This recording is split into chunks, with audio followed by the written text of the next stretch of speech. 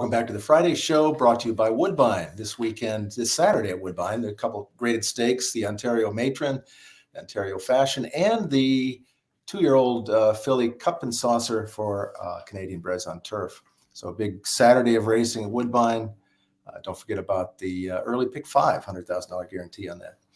I'm Ray Pollock, joined by Lisa Lazarus, the CEO of the Horseracing Integrity and Safety Authority. Lisa's been on a few times before. She's giving us updates on progress and maybe problems that the authority has had from time to time. But Lisa, welcome back to the Friday show. Thank you. I'm delighted. Appreciate you taking the time. Since we last talked, there's been some changes, I think both in the safety and anti-doping medication control program. Changes were submitted to the Federal Trade Commission, and I believe, have they approved both or just one of the two so far? So neither one yet. Only the Racetrack Safety rules have actually been submitted to the FTC. The ADMC rules just recently closed their industry comment period. Okay. So we're going through all of those comments, making modifications, where appropriate, and then we'll submit those to the FTC in about a week or so. What was the catalyst for the changes? A lot of people are saying, geez, they just started in May with the anti-doping and medication control program. The Racetrack Safety program's been around a little over a year now. Why so many changes? What was the reason? So, the changes for the most part are not entirely substantive.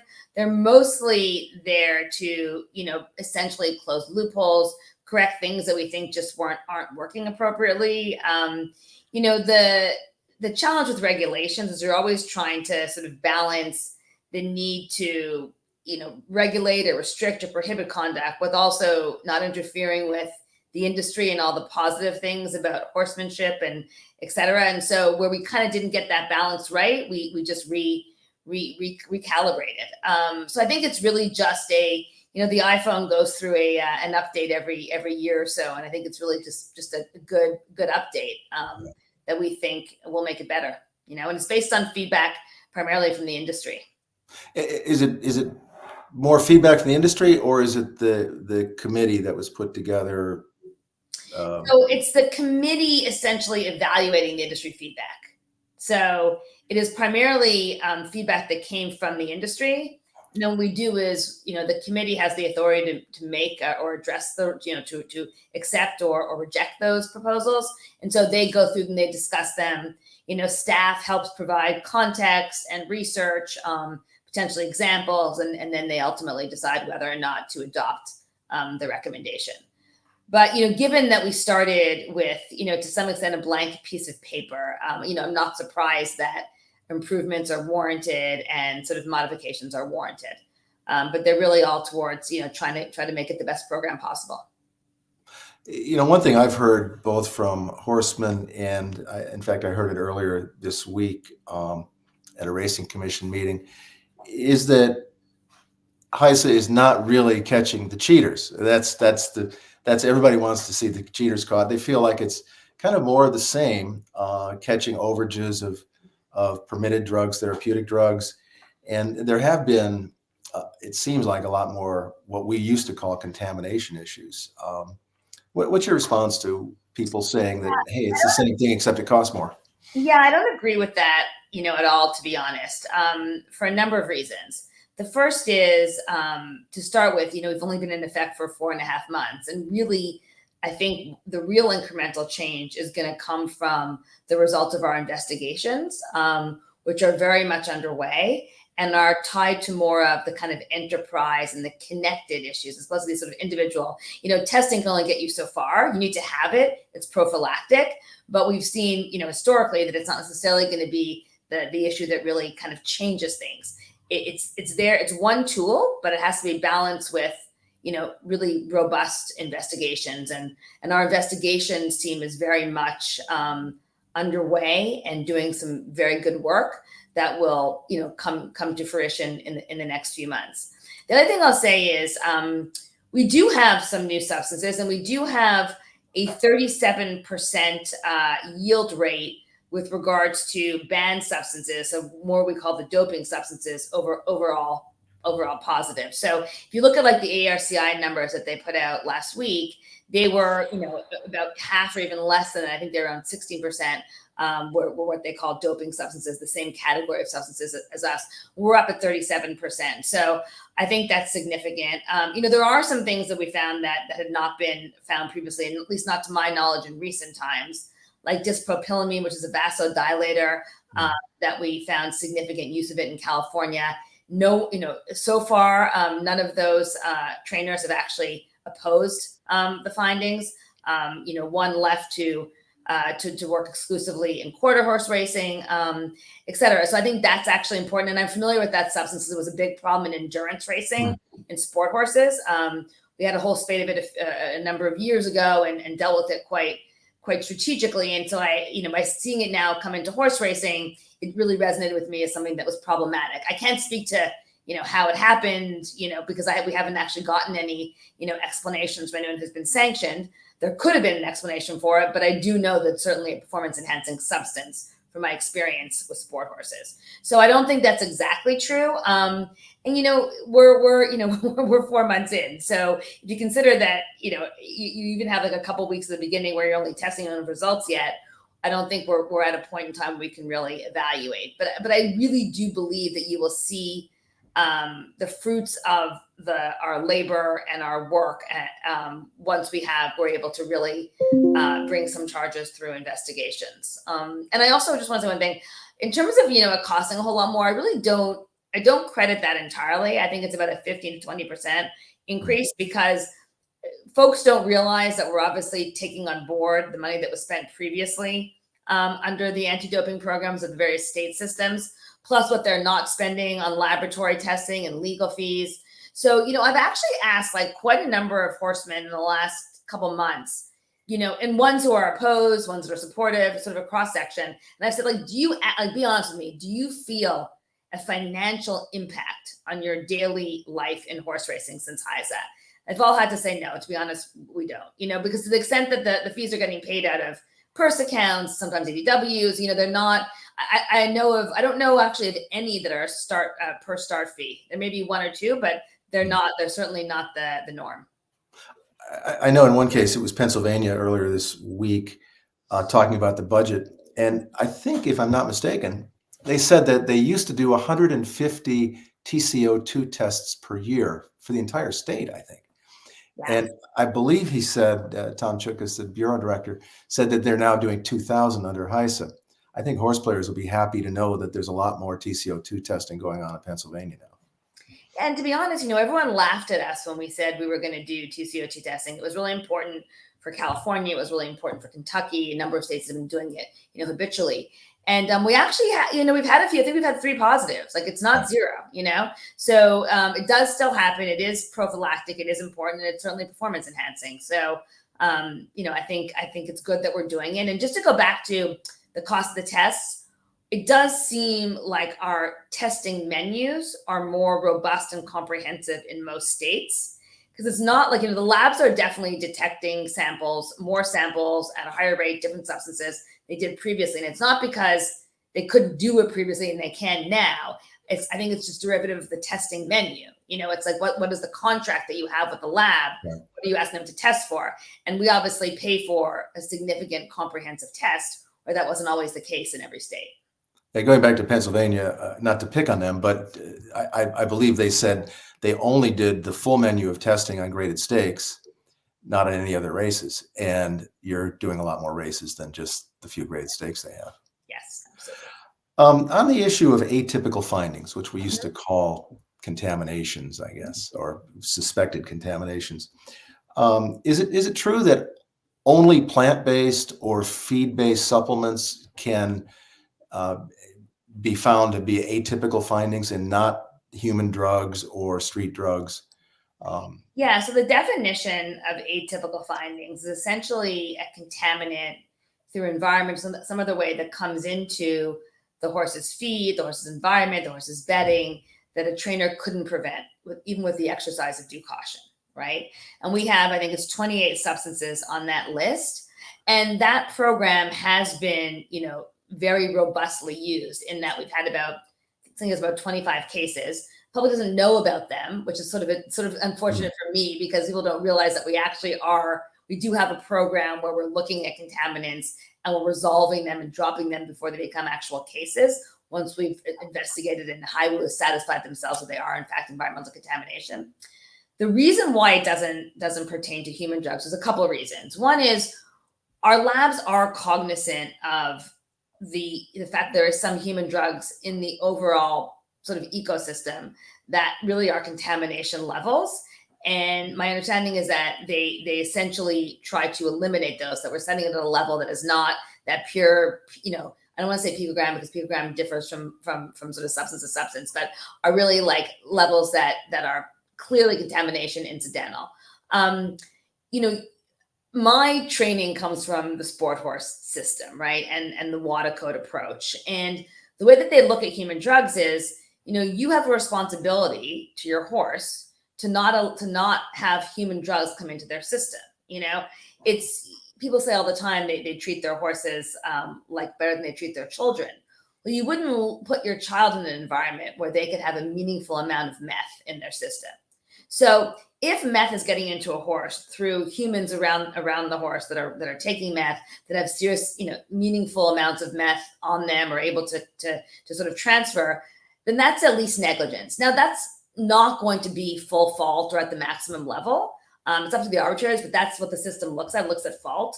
So sure, that's not going to be as serious as intentional cheating, but the way the system looks at it is it shouldn't be zero, because we have to protect the horses as well, and you have a responsibility to try to at least do your best to prevent your horses from taking human drugs. And that whole fault continuum that is part of the adjudication system looks at, how hard did you try to protect your horses? And if it shows you have procedures, like for example, if you're a trainer and you have a procedure where you actually ask your employees, or you make some kind of effort to weed out the employees that might be taking a serious human street drug, that's going to be viewed very favorably by our system, because you're trying. But if you kind of close your eyes and you don't care if you have 4 or 5 people in your barn that are on meth because they're basically, they're less expensive workers or whatever, then there's going to be some fault there. Not full fault, but some fault, because we don't think it's fair for horses to be essentially on meth just because of, a sort of negligence or irresponsibility. Well, I know there's a case you probably can't talk about because it's ongoing, but in California, where a trainer had a horse test for positive, well-respected elderly trainer, and apparently 4 of the people who work for them did test positive. They were requested to have testing, and they did test positive for methamphetamine. So what you're saying, I think, is that there will be some punishment here, but that's up to the arbitrator. That's not my decision, right? But that will, I am aware of that. I can't speak to the details also because it's ultimately not even my decision. That goes all the way through HIWU and to the arbitrators. But yes, of course, that explanation is going to have a significant impact, and my expectation is that it will result in less culpability. But under the system, there may still be, and it's up to the arbitrator, some culpability with regards to, you should have, if you have 4 employees, and I'm just speaking sort of, by example now, because I'm not ruling on this case, right. But, you probably could have tried a little bit harder to keep meth out of your barn, but that's up to the arbitrator, and that's this whole fault continuum, If ultimately the arbitrator just thinks that, you never could have known, then he may have no fault. They'll always have disqualification, because that's sort of a no fault analysis. But maybe it'll be no fault if the arbitrator is convinced that there was no, there's nothing that the trainer could reasonably have done. But that's the question. All right. Well, let's move on to the issue that a lot of people were talking about this summer, starting with Churchill Downs, and that was the spike in fatalities. And I know that HISA came out with a report on that with some recommendations. What's the status of the recommendations that have come out of that? So we are working very hard on implementing all of the things that we've identified in our strategic response plan. The first thing really, which is sort of the lowest hanging fruit from our standpoint, is taking those 1.7 million, veterinary records that we now have in our system and using sort of some really well-regarded data analytics companies to review that data and try to help point us in the right direction of how we can have an impact on equine fatalities. I'll give you one example that I'm very excited about. In that last week of Saratoga, the very last week of the meet, after, of course, we had the tragic breakdowns of Maple Leaf Male and New York Thunder, I asked my veterinary team to sort of go and support the Saratoga folks. They have a very good veterinary team up there, but as you know, vets are very much in short supply, and in my view, the more good vets, the better. And Dr. Jennifer Durenberger, who's our director of equine safety and welfare, sort of came up with this post-entry screening process where she looks at a number of different data points with also Dr. Hassan, who works with her. And they were able to identify in that last week, through looking at those different data points, 26 horses of interest. And of those 26, only 6 actually raced and finished the race. So they were either trainer scratches, vet scratches. Some were eased, at the end. So that was only 1 week. I can't tell you whether that data would be replicated. It's not a sort of a science. It doesn't rise to the level of a scientific study, but it gave me a lot of hope that we have data in place that we could deploy in a way that really helps us. And so we've asked Palantir, which is a very well-regarded data analytics company, to try to take that process, because that takes Dr. Durenberger about 5 hours of race card to perform that analysis, which she then provides to the regulatory veterinarian, to kind of get that down to a 15, 20 minutes. You always need to have human eyes at the end, but automate that with machine learning so that we could use it at more racetracks to help us. That's sort of one example. Another example is the services committee that's being headed up by NYRA to really look at what is the right amount of synthetic services that we should consider incorporating. How can we do that from a business case? Who are the suppliers, et cetera. We're having discussions with the sales companies on how to properly align. So we're moving all of those we've submitted new rules around injections, which we think are really important in terms of stand down times. So we are moving forward with all of those recommendations, and with the goal of reducing injuries as best we can. Another thing you've done recently is start looking at jockeys, mental health, jockeys' injuries. What's the story there? So last year, as you know, was a really difficult year, I think, for the industry with regards to jockey mental health. The industry lost, two important, they're all important, but 2 jockeys who took their own lives, Avery Wisman, Alex Sherry. And we joined up with the Jockeys Guild, whom we have a very good relationship with, and are working really well together. And we said, what can we kind of do if we marry up our resources and our staffs? And we essentially believe that having some sort of resources for jockey mental wellness is really important in the era in which we currently live. And there are a number of issues that jockeys have to deal with regards to financial pressures, scale of weights, some addiction issues, et cetera, that they really deserve resources and support from the industry. So we have, we have a number of, we're working with Columbia University.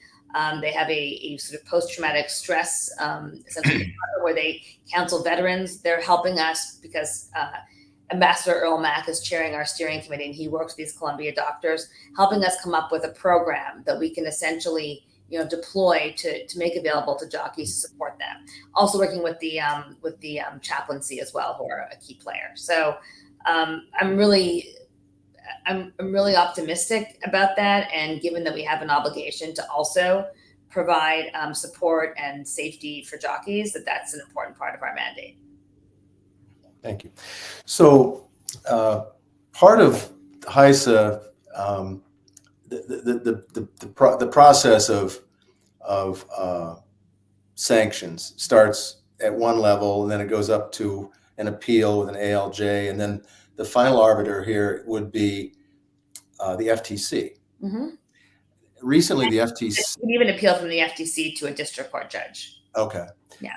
There was a case recently where that was appealed to the FTC. I think it was the first one that went to their ALJ, and it involved a purse disqualification in New Mexico of a horse that had been, according to the stewards, hit more than 10 times, which is what triggers a purse DQ, I think. Mm-hmm. The FTC administrative law judge reversed that, saying in part that two of the three stewards, one had said didn't have very much experience. The other one wasn't accredited.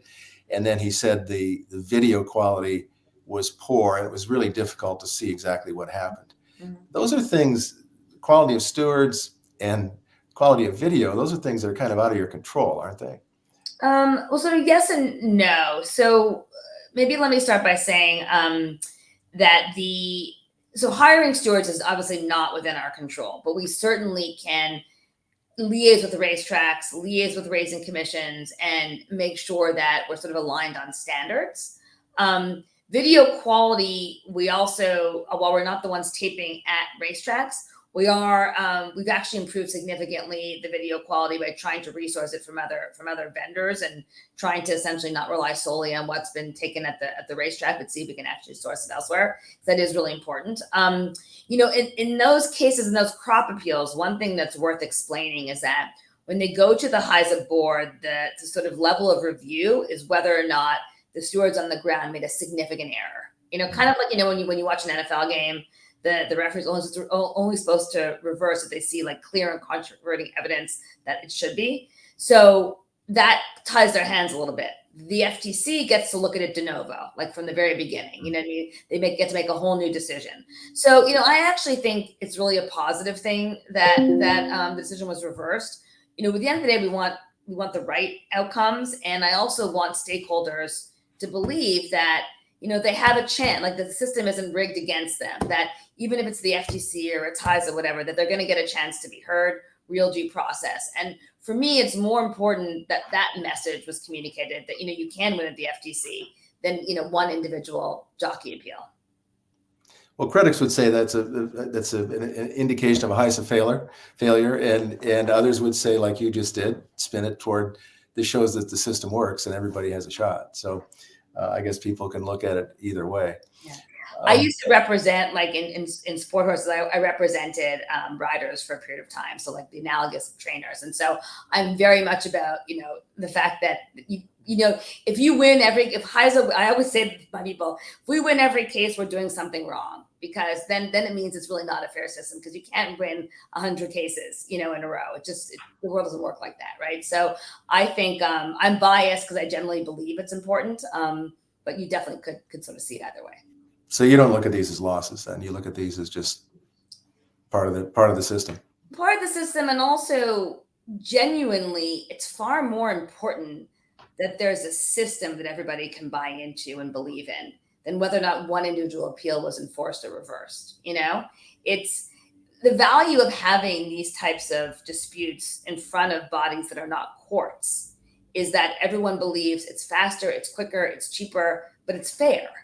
And if one side, either side, starts to believe it's not fair, that they aren't being decided truly on the merits, then you lose the credibility of the system, and it becomes somewhat meaningless. It just loses a lot of value. And so, maybe it didn't need to be the very first case that went to the FTC, but in general, I think it's really important that you have, wins and losses on both sides. All right, a couple more if you got time. Sure. Yeah.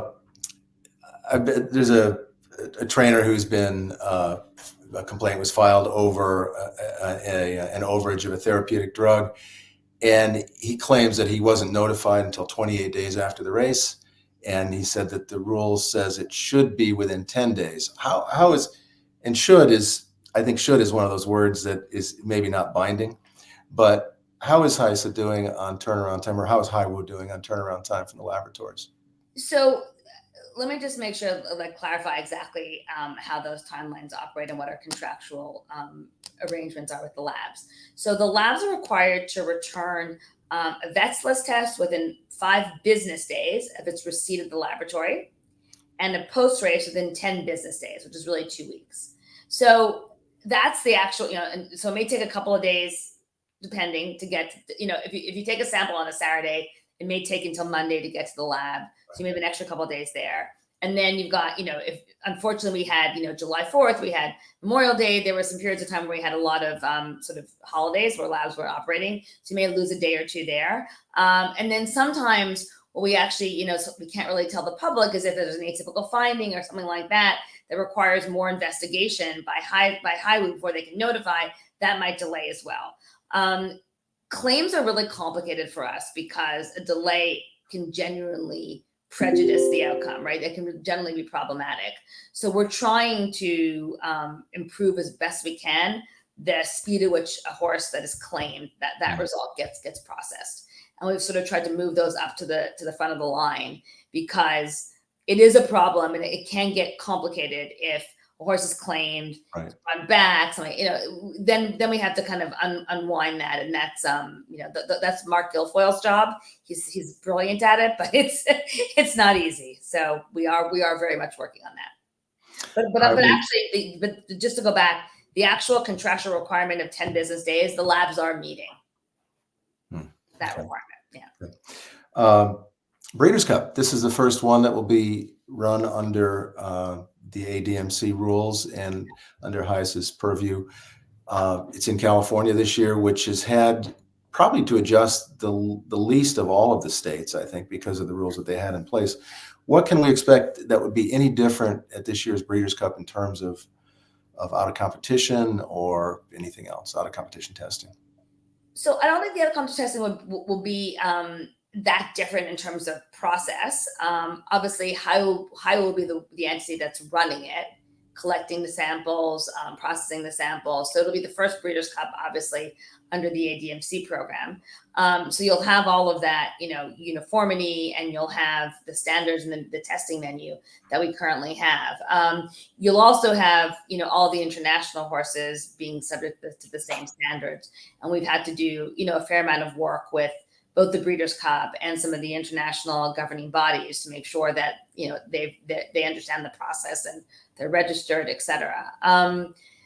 Other than that, because it's California and because we're still going to do as much rigorous testing as the Breeders' Cup, I'm not sure that there'll be that much that'll seem different to anyone's perception. But what's happening behind the scenes will certainly be different in terms of the testing menu and the speed at which the sample goes through the process, and certainly the speed at which the case is adjudicated, assuming we have any positive tests in the Breeders' Cup. I think that's been one of the biggest changes, one of the biggest improvements we've been able to make, is the period of time that it takes to get from notification of a positive sample to conclusion of the case. And we're averaging a little bit less than 2 months, which I think is, a remarkable improvement. Given the case in Kentucky that are still going on for 5 years. And at Breeders' Cup, the horses will be looked at daily by veterinarians that are hired by the Breeders' Cup. Is that correct? Right. So that won't change. No, that's the same process. Will HISA have any role in that at all? In the so Dr. Dernberger, who's our director of equine safety and welfare, she will be there to ensure, of course, that rules are followed. She'll also be there to consult, provide support, provide a second level. We'll also do that post-entry screening, so that second level of screening, and really just to make sure that everything that HISA requires is done, that we're also, supporting the process. I mean, Will Farmer does a terrific job, and he will be there as well. So, and First Racing has excellent veterinarians, so we'll all be working together. Well, good. Well, Lisa Lazarus, thank you very much for joining us again on the Friday show. And good luck Appreciate it. With everything going forward. And we didn't get a chance to talk about the legal challenges that are still out there with lawsuits that were heard recently by the Fifth Circuit Court of Appeals, but I'm assuming that's something that's going to be down the road a little bit. Yeah, not a whole lot to say. We're just waiting for the decision. Right. Yeah. Okay. All right. Well, thanks again, and thanks to Woodbine for their sponsorship of the Friday show. We'll see you next week. Support award-winning independent horse industry journalism and become a Pollock Report Insider on Patreon. For as little as $5 a month, insiders get access to exclusive Q&As with Pollock Report staff, insight behind our editorial process, exclusive opinions and on-site analysis, Pollock Report merch, and more. This is not a paywall. The website you know and love will always be the same. But if you want more, and you want to make our coverage even better, visit patreon.com/Pollock Report and become a Pollock Report Insider today.